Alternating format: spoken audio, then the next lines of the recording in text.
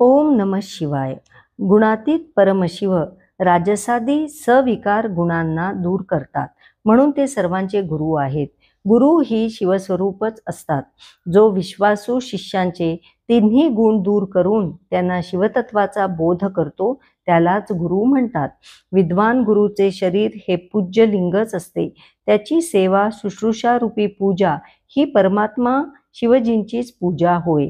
जो काया वाचा मने गुरूंची सेवा करतो तो शास्त्रवेत्ता होतो. गुरु आज्ञेचे पालन केल्याने आत्मशुद्धी होते. जन्मदाता पुत्राला संसारात टाकतो, पण ज्ञानदाता गुरु त्या पुत्राला संसारातून तारून नेतो. हा फरक लक्षात घेऊन गुरुरूप पित्याचे विशेषत्वाने पूजन करावे. गुरुची पूजा झाल्यानंतर शेष राहिलेले सर्व पदार्थ आत्मशुद्धी करणारे असतात. गुरुने अन्नपाणी ग्रहण केल्यानंतर जे शिल्लक राहते ते शिवजींचे उच्चिष्टच असते. ते शिष्यांनी अवश्य ग्रहण करावे. गुरुच्या आज्ञेशिवाय उपयोगात आणलेली प्रत्येक गोष्ट ही चोराप्रमाणे दुसऱ्याच्या लाटलेल्या वस्तूचा उपभोग घ्यावा तशीच असते. म्हणून आपले सर्वस्व गुरुला अर्पण करून गुरु आज्ञेनेच त्याचा उपभोग घ्यावा. आपल्या गुरुपेक्षाही कोणी विशेष ज्ञानी असेल तर त्यालाही प्रयत्नपूर्वक गुरु करावे. कारण अज्ञानरूपी बंधनातून सुटणे हाच जीवमात्रांसाठी साध्य पुरुषार्थ आहे आणि जो विशेष ज्ञानी आहे तोच जीवाला त्या बंधनातून सोडवू शकतो. भूतादिक शांतीसाठी पुरोहितांच्या मार्गदर्शनानुसार भैरवाची महापूजा करावी. नंतर शिवजींना महाअभिषेक करून नैवेद्य समर्पण करावा. अनेक पक्वान्ने बनवून ब्राह्मण भोजन घालावे. यामुळे सर्व दोष शांत होतात. हा शांती यज्ञ दरवर्षी फाल्गुन महिन्यात करावा.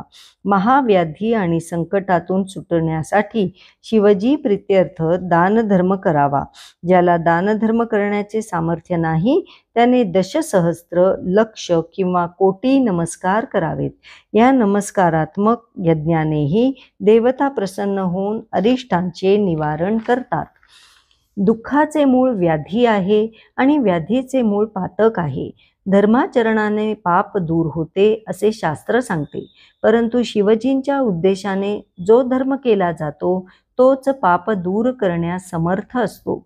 शिवधर्मामध्ये प्रदक्षिणेला अधिक महत्त्व आहे. शिवजींना प्रदक्षिणा आणि नमस्कार अत्यंत प्रिय आहे.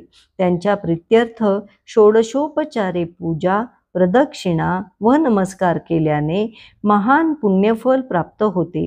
असे कोणतेही पातक नाही ज्याचा शिवजींना प्रदक्षिणा घालून नाश होत नाही. म्हणून आपल्या दुःखाचा नाश होण्यासाठी शिवप्रभूंना प्रार्थना करावी. हे शंभू, तुमच्या सगुण आणि देदीप्यमान स्वरूपापुढे विनम्र होऊन मी माझी बुद्धी तुम्हालाच अर्पण केली आहे. तुम्ही सर्व साक्षी सर्वेश्वर आहात. मी काया वाचा मने तुम्हाला शरण आलो आहे. मी तुमचा दास आहे. तुम्ही श्रेष्ठ आहात, महान आहात. तुमच्यामुळेच माझ्या अस्तित्वाला काही अर्थ आहे. माझा उद्धार करा. मला दुःख संकटातून सोडवा. त्यानंतर शिवजींना नमस्कार करावा. नैवेद्य व तांबूल समर्पित करून 108 प्रदक्षिणा घालाव्यात. या सेवेने संतुष्ट होऊन भगवान शिव भक्ताच्या दुःखाचे व व्याधींचे निवारण करतात. जन्म आणि मरणरूप द्वंद्व हे भगवान शिवजींच्या मायेचीच लीला आहे. जो या दोन्ही गोष्टी शिवमायेला अर्पण करतो तो कधीही शरीररूपी बंधनात पडत नाही. जोपर्यंत शरीर आहे तोपर्यंत जो क्रियेच्याच अधीन असतो तो जीव बद्ध होय.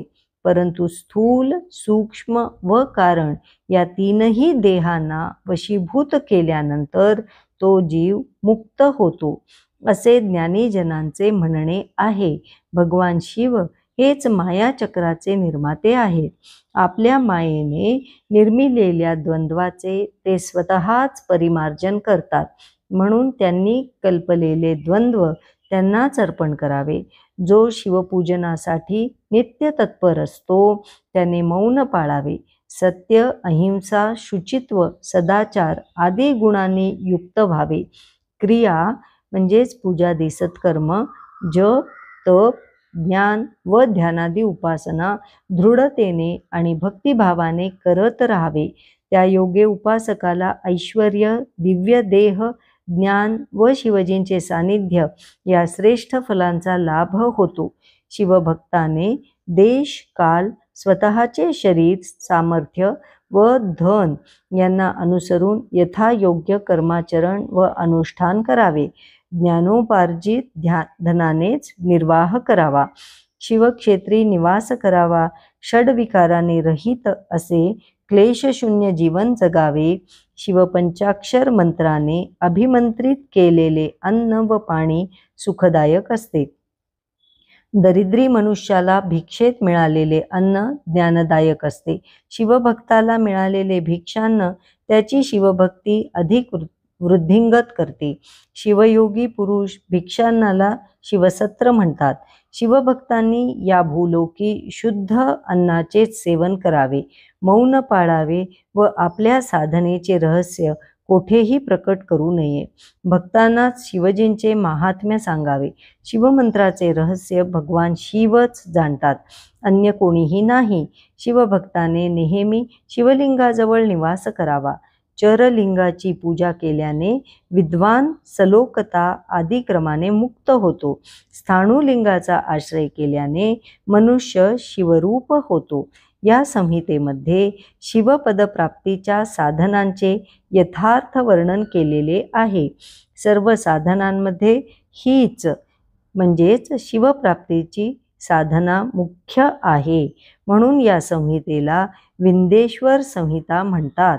पूर्वी व्यासांकडून मी जे ऐकले तेच तुम्हाला सांगत आहे. हे श्रवण करून सर्वांचे मंगल होवो.